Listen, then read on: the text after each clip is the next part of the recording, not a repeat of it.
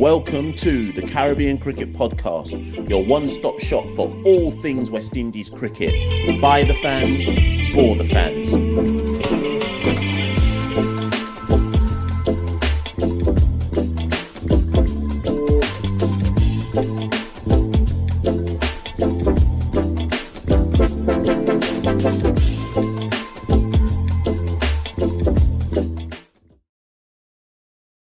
Yes, ladies and gentlemen, welcome back to another edition of the Caribbean Cricket Podcast. I'm one half of the Caribbean Cricket Podcast, Machel and Santokie Hewitt, and with me as ever is my partner in crime, Santokie Nagulendran. Santokie, how you doing?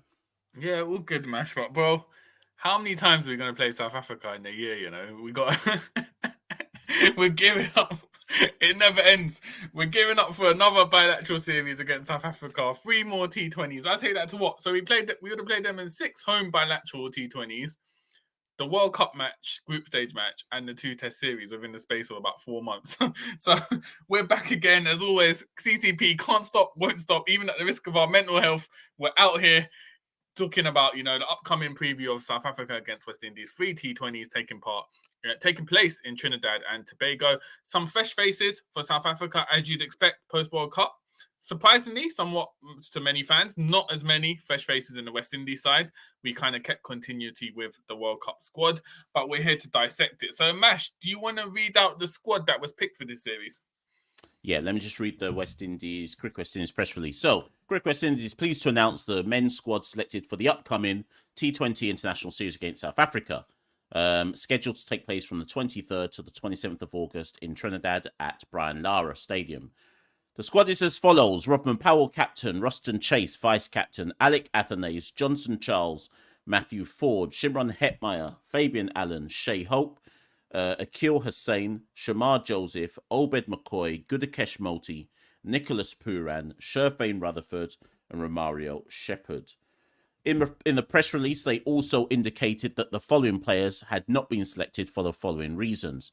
Andre Russell requested a period of rest and recovery, and Jason Holder, who had played all of the test matches in England and against South Africa, was also being rested, and they would both work with the Cricket West Indies science and medicine team to, I guess, have a look at their kind of well-being, workload, etc.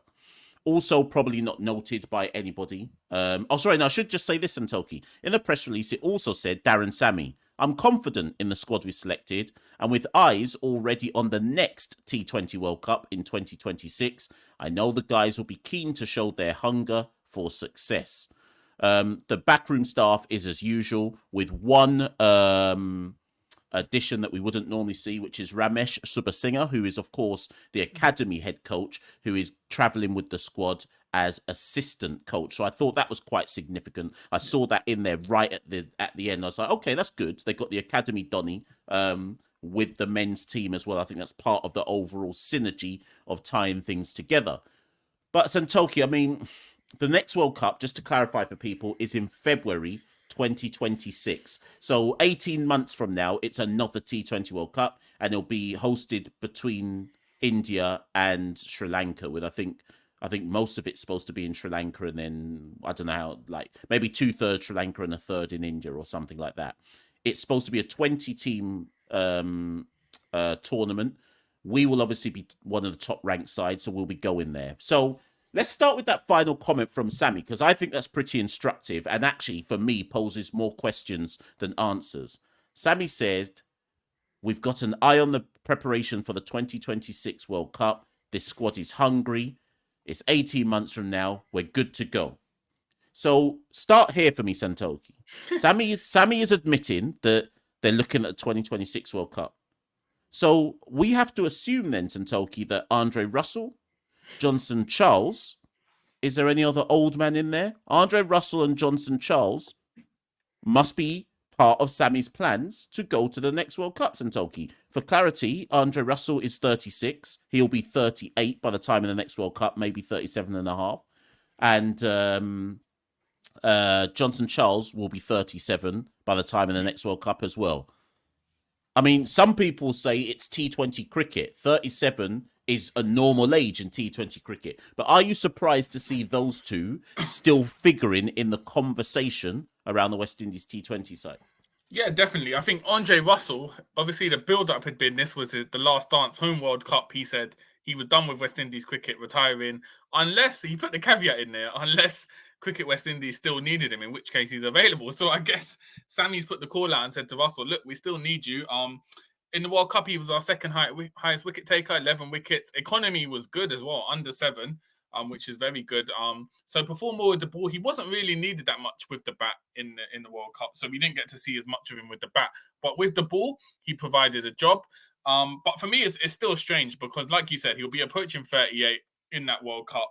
Surely you'd want to kind of look at long-term options to come in that all-rounder spot for Russell. But the fact they said he requested to be rested means that he was picked, and they essentially said, let me rest this one out.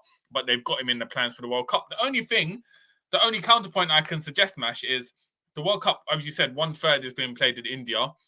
I don't know if that's like the final stages or whatever, but you could argue India is more of a home for Russell than the Caribbean. He's obviously played so many IPL games there for the past 12 years.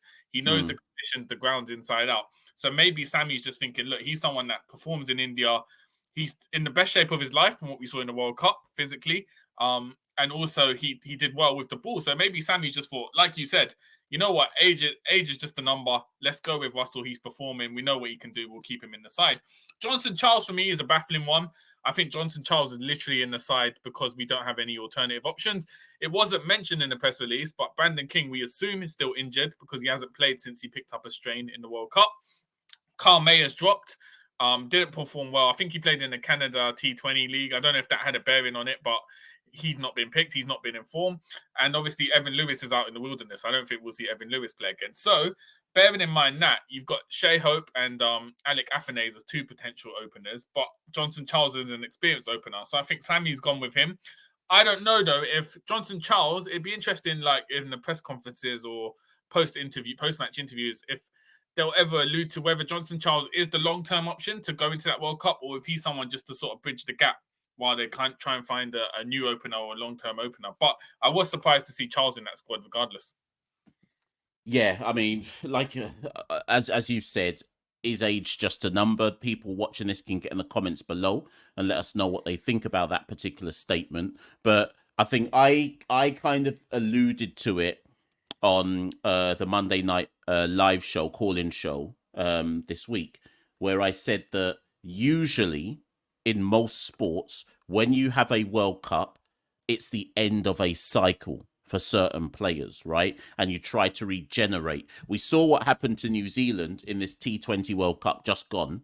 They didn't regenerate. They tried to go one last dance with their golden generation, and they got bounced out the tournament early doors. And afterwards, everyone was like, well, we kind of saw this coming because we didn't really regenerate the side and we tried to go one tournament too far. Same thing that happened to us in 2021. We tried to do one last dance with the GOAT generation. It didn't work. And after the World Cup ended, everybody was like, well, that plan didn't work. Maybe it was one World Cup too far for the GOAT generation. You must have experience in your squad. But when I look at the squad, I'm like, Rovman is experienced. Roston Chase is experienced. When we say experience, I mean these guys play 2020 around the world. Hetmeyer, for all of his ills and flaws, is experienced. Pooran is experienced. Shea Hope is experienced. So when I look at the squad, I don't even buy... Jason Holder, who will obviously return at some point, is experienced. So when I look at the squad, I don't buy the inclusion of Charles and Dre as their experience will come in invaluable because everybody plays T20 down bad franchise cricket all around the world these days. So that notion of experience versus non-experience doesn't sit with me. But I do agree with your point about, well, Russell's experience in IPL probably counts in his favour. That argument doesn't exist for Johnson Charles, for me, personally, right? But we can return to that because I think there's a wider argument that we need to come into with regards to, and this isn't about a witch hunt against Johnson Charles or Andre Russell. I think these are just normal questions. These are the questions that and the kind of debate points that people should be having. If we move on further though, Santokie, and we look at the squad in general, this is another issue that I've got with the squad. the only players under the age of 25 in the squad is Matthew Ford, who must be like 22 by now, and Shamar Joseph, who is only 24. Everybody, I think Athanase is 25 going on 26. Everybody else in that squad is pretty much Rutherford's 27. Everyone else in that squad is pretty much 29 years old or 28 years old or 30 plus, right? And again, there's nothing wrong with that. But where do you stand, Santokie, on we're not seeing the next generation come through? Like, if I look at other teams around the world, shouldn't use India because India and ourselves are on different playing fields here. But if I look at India, I know they've got a Ishan Kishan. I know they've got a Jaiswal. Okay, just to pick two people, right? I know they got some young bloods coming through where they're like, these men, Tilak Verma, I think is the next one. They'll be like, oh, these men are the next man who in time we're going to invest in. My only issue with West Indies and T20 cricket is I don't see any next people. I don't see people that we go, yeah, that's who we're going to invest in. They're going to be the ones who help take us forward. When the GOAT generation moved to one side, we knew that Hetmeyer and Puran were the next two who were going to try and lead us on the next charge. I don't see no next people, Santokie. Yeah, I mean, this goes back to what we've always said. There's no domestic T20 competition in the region. So where are we going to find the next T20 stars? Obviously, we've got CPL. That's only 6 teams, and they have to fill it with overseas players. And generally, to make CPL, you have to be an established sort of name or player, unless you're picked as an emerging allocation. So we don't have that outlet. Whereas, like you said, India, Pakistan have domestic T20 tournaments. Even New Zealand, their Super Smash T20 tournament is essentially a domestic tournament. So they've got kind of tournaments where they can groom youngsters and get them playing and have that depth. We don't have that. And even if you look, Mash, when we went to Nepal, the West Indies A squad was pretty much, again, veteran players generally. Like Andre Fletcher was in there, Fabian Allen.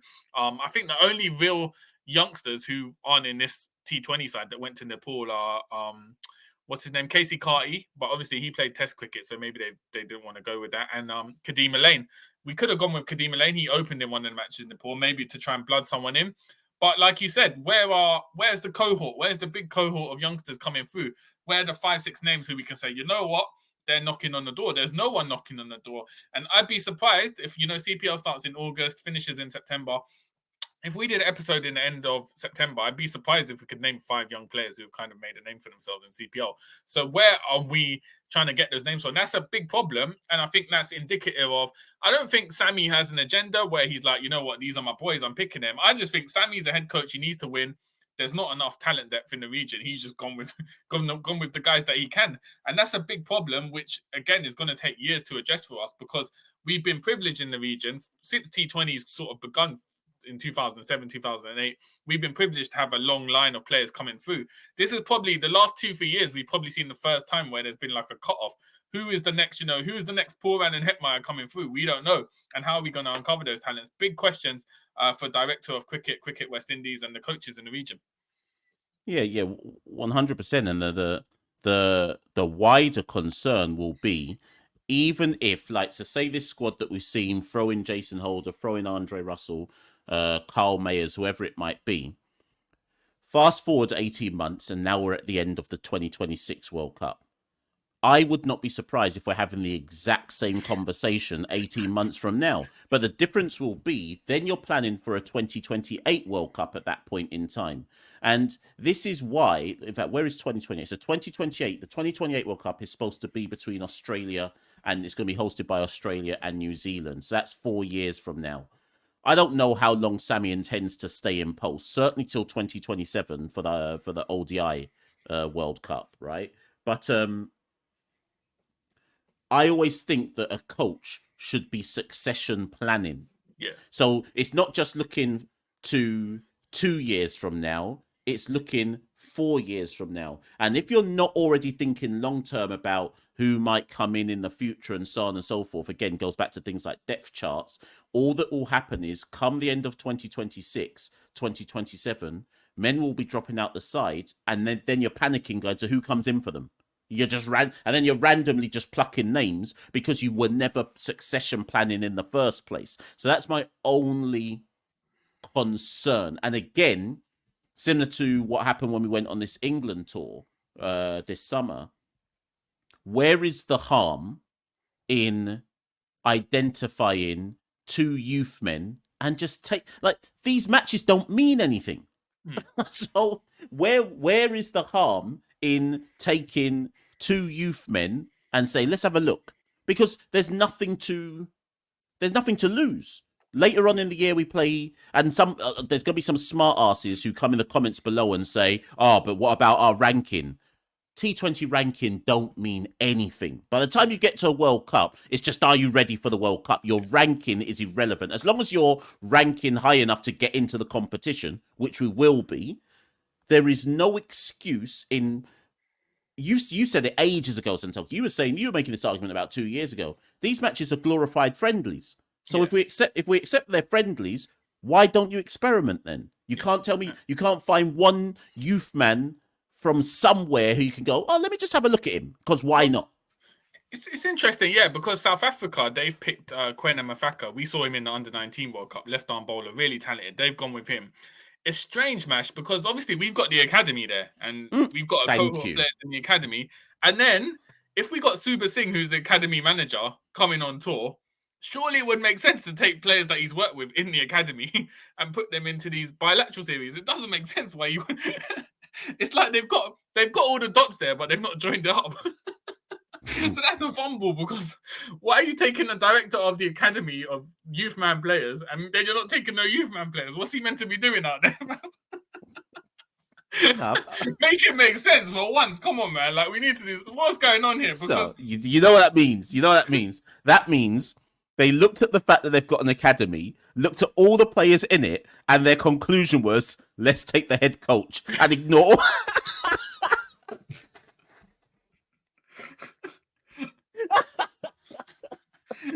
End the show there, man. Let's end the show. Good night, everyone. It doesn't make sense.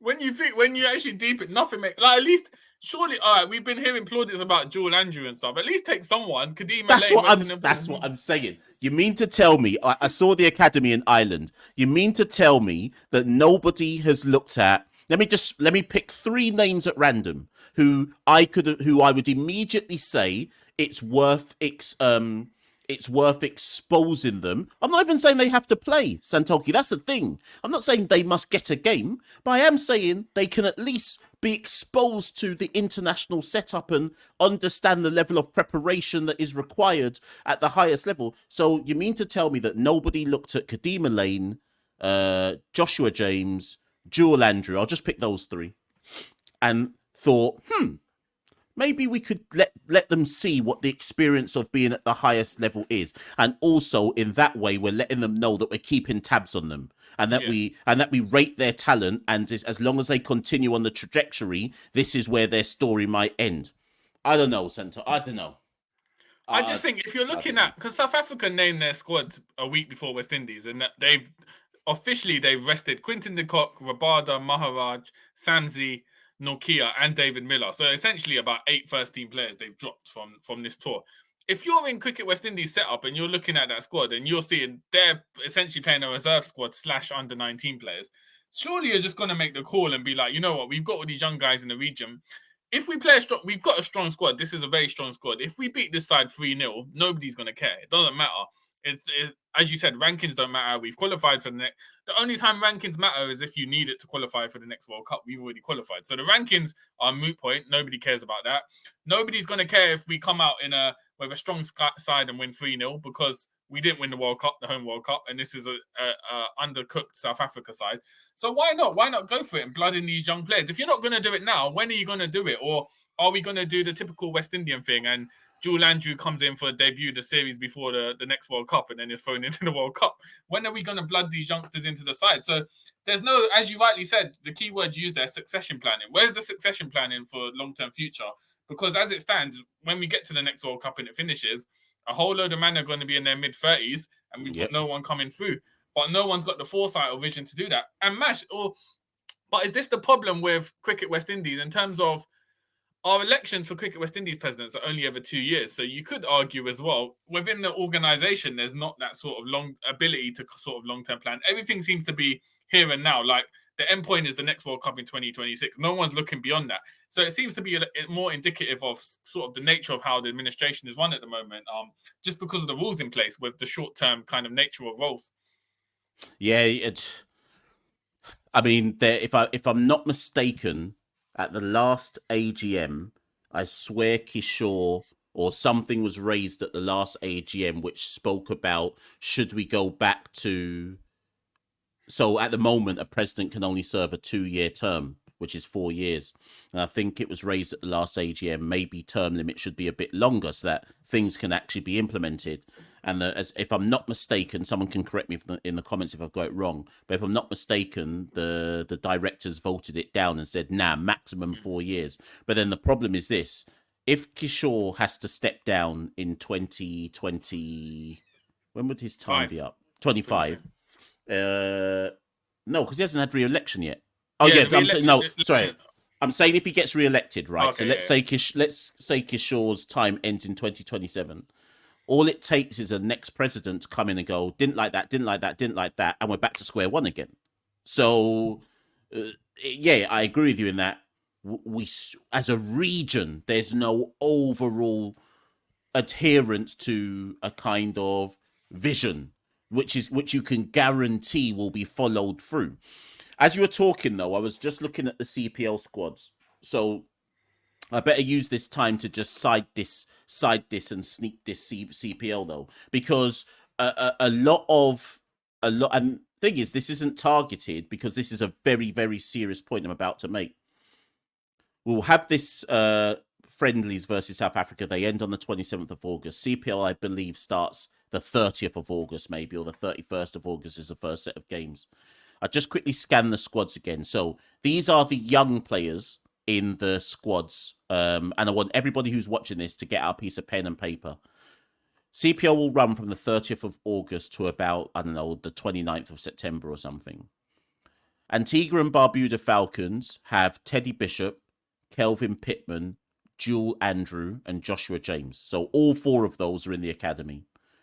Barbados Royals have Kadima Lane, Isaiah Thorne, Nathan Seeley, Ramon Simmons. I don't know if Naeem Young counts as a youth man now. Rivaldo Clark. Guyana Amazon Warriors have no one. I guess Ronaldo Ali Mohammed, but he must be like 26 by no, he might be 24, 25 by now. He's not a youth man. Yeah, he's not a youth. So okay, they got Nandu. So unless Guyana are planning for Nandu to play a test innings in CPL, they've got Nandu, right? St. Kitts have got Ashmead Ned and Johan Lane. St. Lucia have got Akeem Auguste, McKenny Clark, I don't even know how old Kari Campbell is, and Matthew Ford, obviously, who's already a West Indies international, and Trimbago have a bag of old man. And then Seals, I guess. Yeah, no, so Jaden Seals. Okay, Jaden Seals, and then Nathan Edwards. So that's about. I wasn't keeping count, but that's about 13, I think. Let's just say 13 or 12 youth men across 6 teams. So let's say 12 sometimes. Let's say that's 12 youth men across 6 teams. In total, how many games should those youth men be playing for us to say that CPL are helping West Indies cricket? How many games do you play in CPL? Is it 10 games? 10. So it's 10 games. Wait, no, hold on. Yeah, 10 games. It's 10 games in the regular season. All right. So if we're out of the 10 games, surely they should be playing 5 to 6. What, each? Well, it won't fit though, will it? No, it wouldn't fit. So let's just say. All right. 12... If we're going, all right. So how much on average each of these youth men should be playing? Basically, how many? What's the average? Okay, so my argument would be this. Obviously, all of them can't play at any given point in time. Yeah. But I would say that out of 12 youth men, on average, each one should be playing 3 games. Okay. Yeah. On average. The rules say that it's supposed to be 5 games that they play, but those 5 games can be split Yeah. amongst like 2 youth men or 3 youth men. You just have to have 1 youth man in 5 of your 10 games, I believe, is how the rule goes in the competition, right? So 3 times 12 is 36. I reckon there should be a minimum of 36 games in CPL where a youth man is playing, but not just. But hear me out, Santokie. Not, I don't mean playing where like Kadima Lane for Barbados. Which team's he playing for? Is it Barbados? Kadeem is playing for. I don't even know which team he's in now. Kadeem is in Barbados Royals, right? When I say play, Santokie, I don't mean you're batting number 7 and you're not bowling any overs. That doesn't count.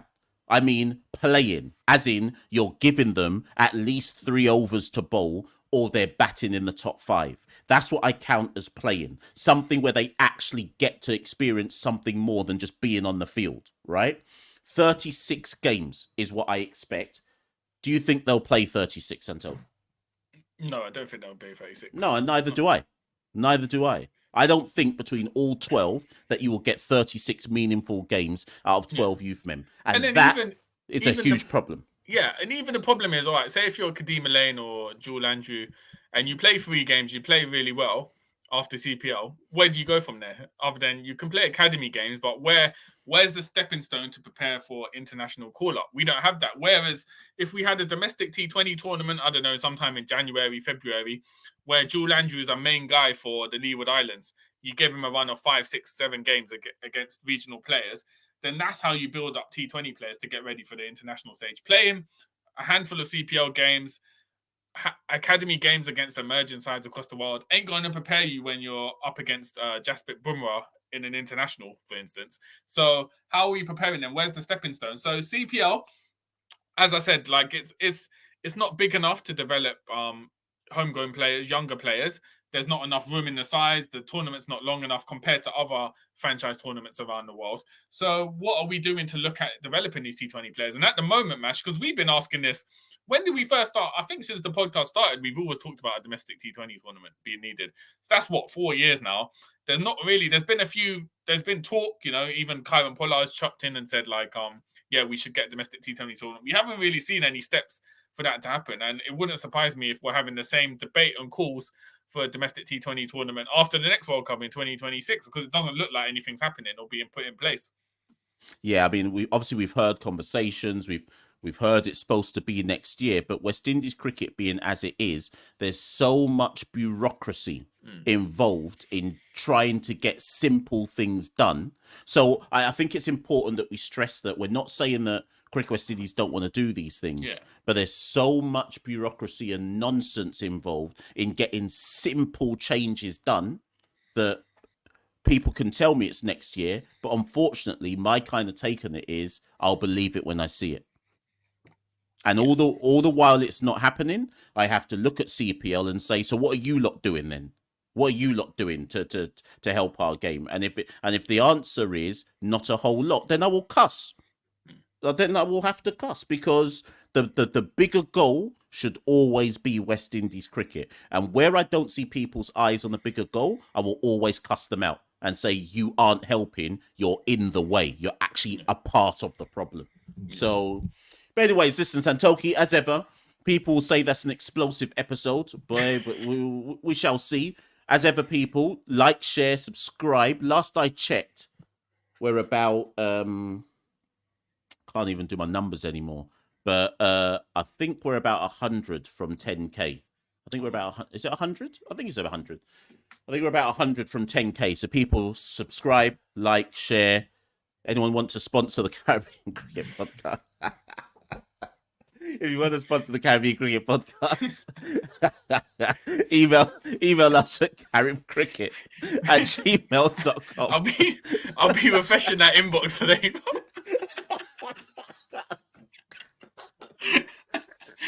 But anyone, if you want to sponsor, you'll support us on Patreon, Caribbean Cricket on Patreon as well. All contributions, as Mash has always said, go back into improving the content. We don't use any of the money for ourselves.